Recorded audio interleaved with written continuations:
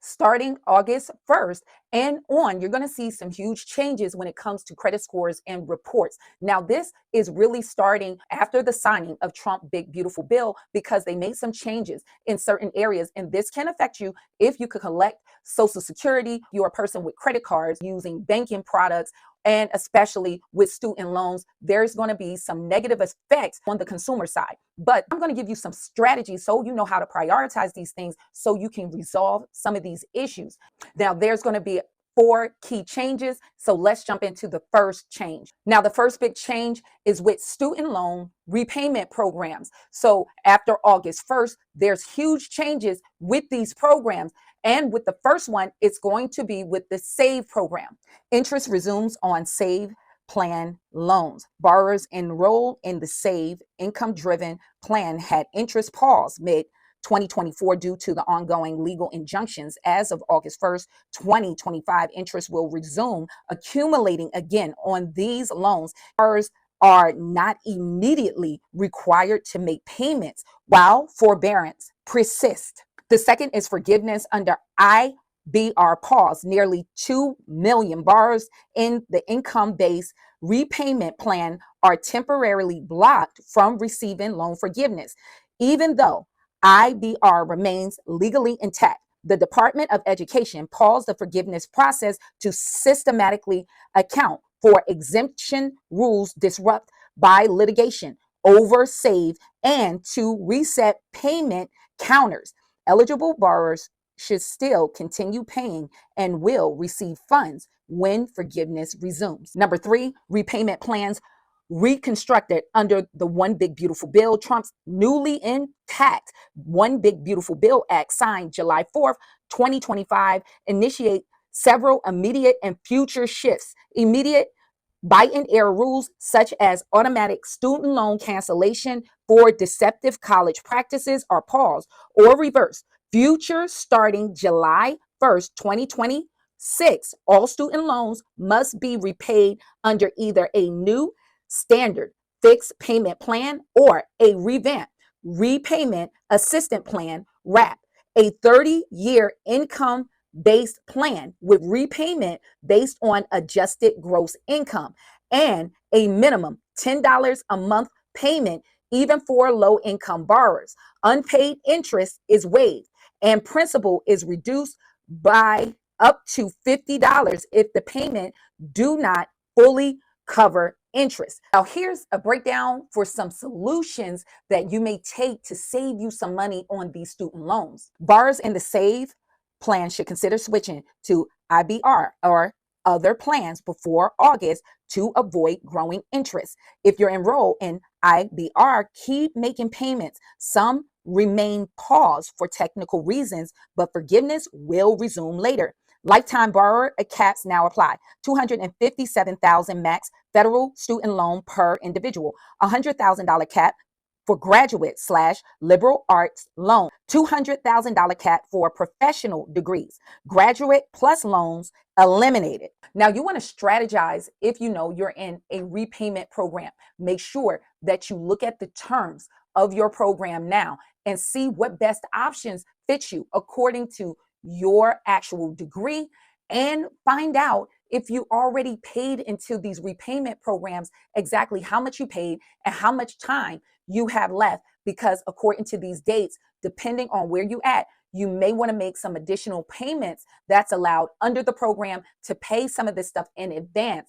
And some of them have different terms where you can pay up to 12 months in advance in these payments if you know you're close to getting that discharge of that debt under these programs that's still intact. The second area is federal outstanding debts. So anything that's owed to the federal government, they're going to aggressively start picking up collections activities after August 1st. This is going to help pay for this big, beautiful bill. So if you have overpayments from the federal government, like for Social Security, for instance, or even student loans, outstanding student loan balances and debts that's defaulted, they're going to start garnishing you. Even if you collect Social Security, they'll garnish your Social Security and other areas like your paycheck. So make sure if you have these outstanding balances, you try to make arrangements to pay this back, so you won't see this went up on your credit report, especially when it comes to student loans. You don't want a collection. And if you haven't made arrangements, they're already hitting you with late payments. Now, if you do have a student loan and it's a collection company reaching out to you, you do have a right to validate that debt. That's your right under the federal law, just to make sure that that's the actual location where they should be collecting for your student loan. There is a lot of scams out here.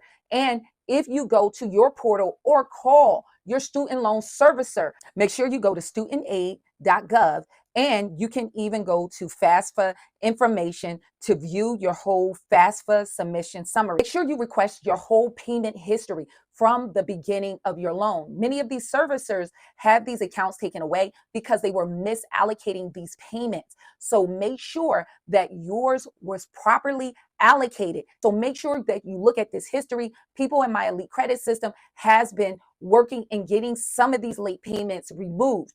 Also, with medical debts being able to be reported on your credit report, the CFPB under the Trump administration agreed to settle to have medical debts be considered for you being issued credit and all these other areas. Now, anything that's under $500 will not report on your credit report, but things above that $500 will be able to continue to report on your credit report when it comes down to medical collections. Now, when it comes with medical collections, you can really challenge this with a debt validation letter.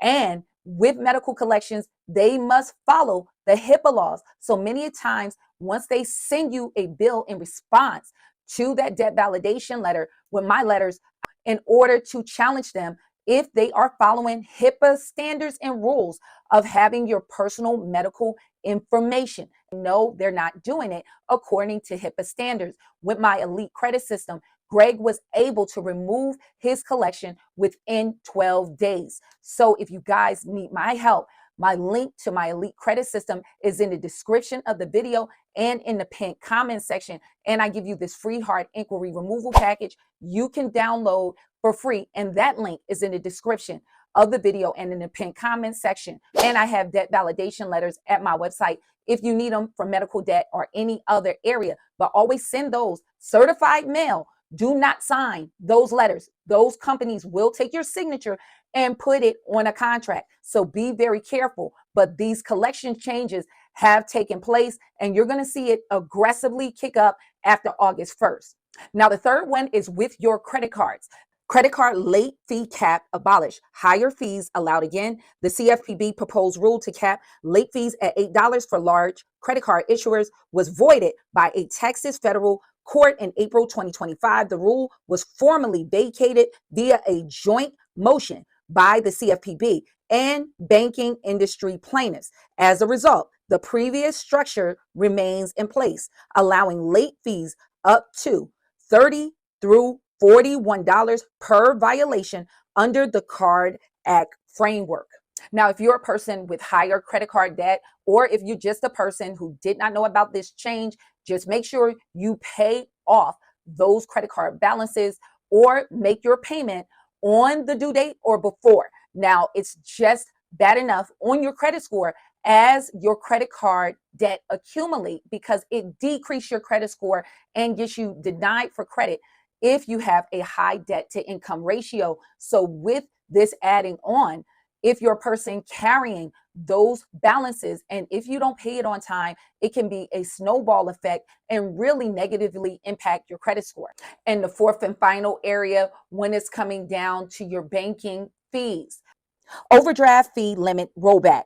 No $5 maximum anymore. A Biden era CFPB rule that would have limit overdraft fees charged back at large banks and credit unions, those with over $10 billion in assets, to a $5 or required alignment with actual cost or treatment as a loan under TILA has been overturned by Congress via the Congressional Review Act signed into law by President Trump in spring of 2025. Those institutions can now revert to charging traditional overdraft fees, often $30 to $35 per transaction. Now, many banks have an option to send you free alerts to let you know when your bank accounts fall below a certain limit amount. So you getting those notifications can help you replenish your bank account so you don't have an overdraw.